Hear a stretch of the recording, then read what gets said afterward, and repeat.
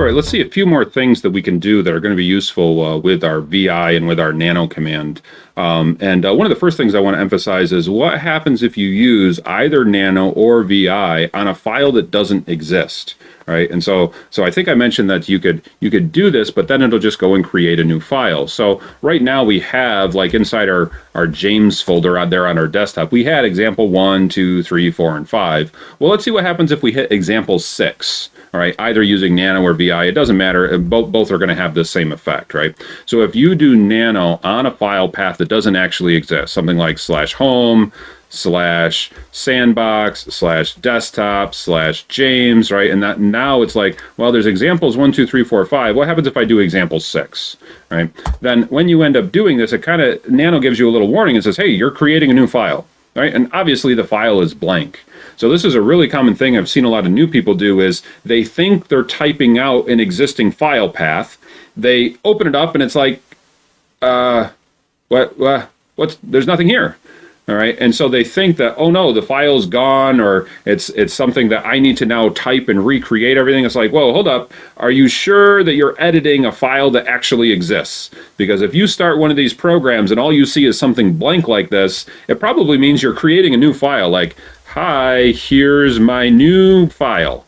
All right, so you definitely can create a new file all at once while using a program such as Nano or such as VI. And of course, if I want to save this, I could do my Control-X-Y enter, Control-X-Y enter, and now I've got some new example 6 file that now kind of contains some text. And VI kind of works the same way, right? If I wanted to kind of do the same thing with an example 7, I'll do like VI of tilde/desktop/James/example 7. Maybe we'll do kind of a new one there. And it's like, again, it's the file looks kind of completely empty. It even tells you here at the bottom, you've got a new file. This is something that doesn't actually exist. It's like, okay, I could put some stuff in here, right? We'll do insert mode, hit I to go to insert mode and type some data, whatever it might be, you know, woohoo, this is fun.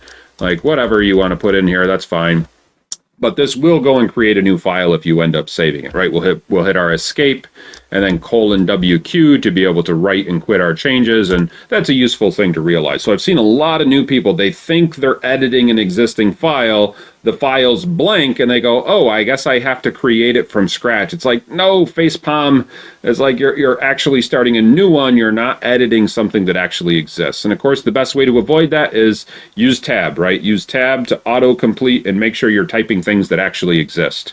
The other common problem that I've seen a lot of new people do is they accidentally try to open a folder using Nano. All right, so instead of hitting like one of the example files, what happens if you hit the James folder itself? All right, so what happens if I try nanoing into a folder, right? If I try to nano James itself, it's like it warns you at the bottom in red, this is a directory. Like, no, that this is not something that you want to be trying to come in here and change the data to. All right, so if you see some big message in the bottom in red, you might want to pay attention to it. It's probably important. So yeah, definitely this is a directory. I'll just do a Control-X. That's not something like I can go in and just make the James file. It's like that's a folder, not actually a file. And of course, you'll get the somewhat of a similar message with VI, right? If I try to VI into James, it goes, this is what a directory looks like if you open it with VI. It actually starts to interact with it, and you definitely don't want to go screwing this stuff up. It actually kind of shows you the contents of it as well. But nevertheless, it's like, well, okay, this is not what I meant to do. Back away slowly, right? Let's hit it. Let's hit our :Q exclamation point to make sure I quit without saving any changes to this. I don't want to screw up the structure of the file itself using my editors. So it's a common thing that you want to definitely pay attention to and understand about. So if you create a file path that doesn't actually exist, it's going to make a new blank file. If you accidentally hit a folder, it's going to give you some warnings and say, hey, you're actually accessing a directory using a text editor. You usually don't want to edit your directory using a text editor. Yeah, that's not something that we want to be doing for sure. So, okay. So one of the last things I want to emphasize about kind of working with these different files and editors, of course, would be, well, what happens if I want to clean some of this up? What happens if I want to delete some things? We saw we could delete a folder using the rmdir command, right, to remove a directory. Well, if you want to delete files, you can just use the rm command, rm for remove. All right, so you don't necessarily need to have some really long, complicated command. It's like, no, just rm is a quick way to go and remove files. The nice thing about RM, similar to your copy and similar to your move, you can just list the file paths. What are the file paths of the things you want to delete? And so maybe I'll delete a couple of my files. I don't want to delete all of them, but maybe a couple of them. Maybe that example 3 file, maybe I'll clean up that one, and maybe example 5. Like, I'm not feeling good about those example 3 or example 5. Those are things I want to delete. So I could do RM of, well, where are they? It's like, well, one of them is inside James, and then example 3. Like, sure, that would work. Space. I could also delete maybe another one here all at once, right? I could type out the full file path. /home, /sandbox, /desktop, /James, /example 5. That one would also work.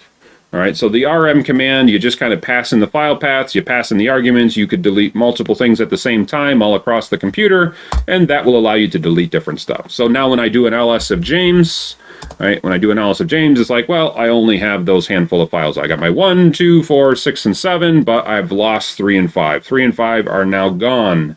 Okay, not something that you can just hit the undo button on real quick.